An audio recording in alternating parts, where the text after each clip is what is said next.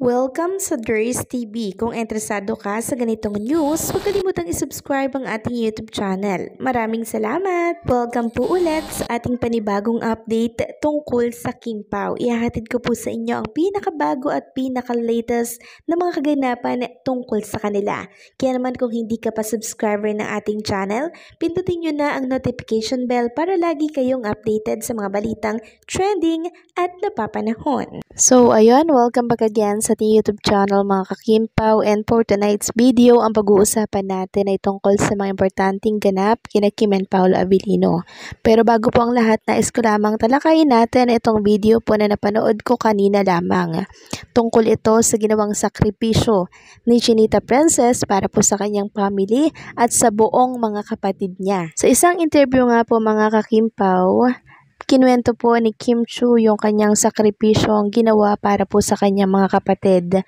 Pinagtapos niya po talaga lahat ng kanyang mga kapatid, mga ka-Kim Pao. And ngayon makikita nyo na maayos na po yung kanilang buhay. And napakalaki po ng utang na loob ng mga kapatid ni Kim Chu dito po kay Kim, no? Kaya labis po ang pasalamat ng kanyang mga kapatid. So inunan niya talagang mapatapos yung kanyang kapatid, no? So may chef, may piloto, may businessman pa ata mga ka-Kim Pao. So nakakatuwa lang dahil talaga namang napaka-willing po ni Kim Chu tumulong sa kanyang mga kapatid.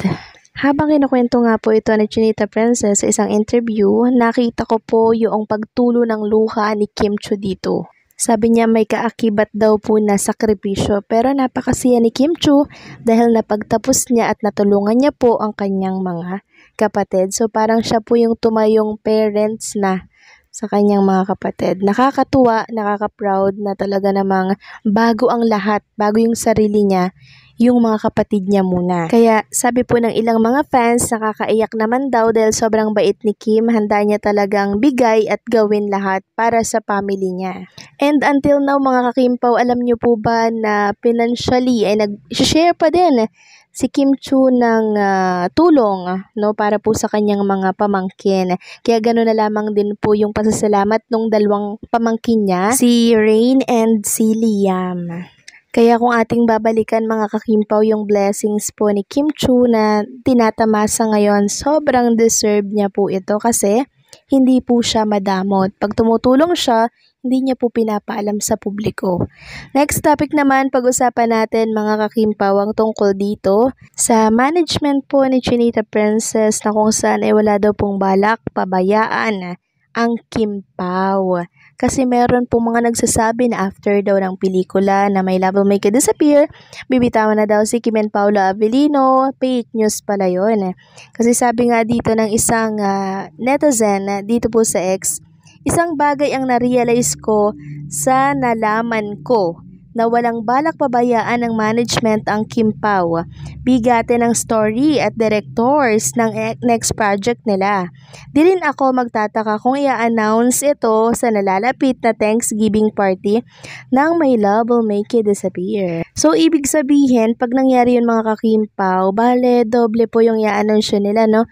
Yung kita po or gross ng My Love Will Make You Disappear na talaga namang super satisfying daw po ang Star Cinema. So, malaki daw po ang kinita mga ka-Kim Pao at satisfy nga po ang Star Cinema dito. Kasi sabi ko nga po, konti lang yung pinondo ng producer dito. Kaya, tiba-tiba talaga yung producer sa kinita po ng Kim Pao. Kasi di naman sila gumastos ng malaki.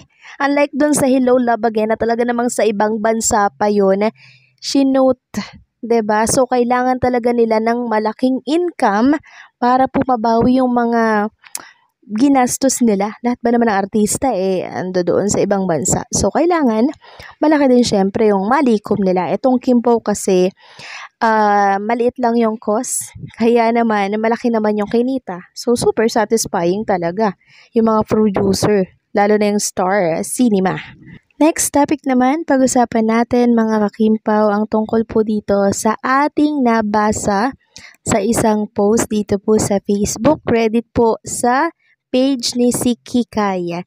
Sabi niya dito sa kanyang caption, sa Bella Padilla ibinunyag ang isang expensive na regalo daw po ni Paolo Avellino para kay Chinita Princess para sa birthday nito.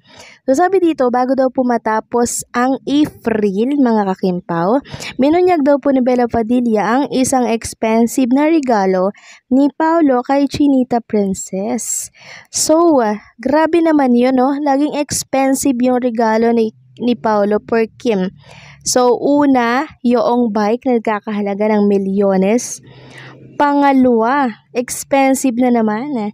So, eto nga kaya yung relo na suot-suot ni Chinita Princess na todo nga po si Kim makaplex nito sa social media. Hindi naman siya endorser noon.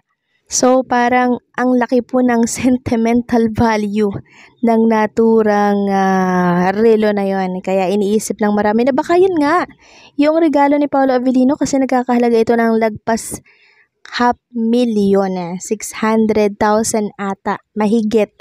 So, grabe lang, 'di ba? Si Paolo Avellino kasi, mga kakimpaw, yung taong hindi iniisip yung amount. Basta maibigay niya sa espesyal na tao na ikakasaya nito, go siya. No, for the go po si Paolo Avellino. At dahil nga dyan, mga kakimpaw, sa expensive na gift na yan na binuking po ni Bella Padilla, narito nga po ang komento ng mga fans. Sabi ni Delia, walang katumbas na gift ang pagmamahal ni Paolo kay Inday Kimi. Kahit gaano kamahal yan, worth it naman ni Kimi kasi mapagmahal at malambing si Kim Chiu at todo kong mag-alaga. God bless both of you. Yes, deserve po ni Chinita Princess, mga kakimpaw, yung mga natatanggap niya. 'Di ba? Although kaya niyang bilhin yon, pero iba po kasi talaga pag galing sa special na tao, yung regalong yon. Talagang iba yung value na sinasabi, 'di ba? So, para sa akin, yung pagmamahal lang ni Paolo Avellino, napaka worth it na po nun for Chinita Princess kasi happiness po ni Kim Chiu ang gusto natin dito. Nasa kanya na lahat, happiness na lang talaga yung ating kagustuhan para sa kanya kasi sobrang deserve po ni Kim Chiu yun. Sabi pa ng isa dito, mayroon talaga yan. Meron talaga yan. Grabe, ganda talaga ng Kim Pao. Sabi pa ng isa, hi tiyak, mahal talaga yon. Sabi pa ng isa, sobrang mahal na mahal si Kim ni Paolo. So, yan, no? So, sa regalo na lang, mga kakimpaw, hindi po magre-regalo ang isang lalaki ng mamahalin na milyones ang halaga, 500,000 ang halaga, kung hindi po importante yung babaeng yun at kung wala pong namamagitan sa kanila.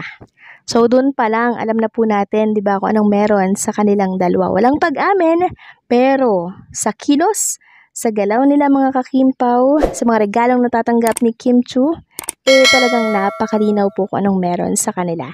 So, anong sa inyo dito, mga kakimpaw? Please comment down below.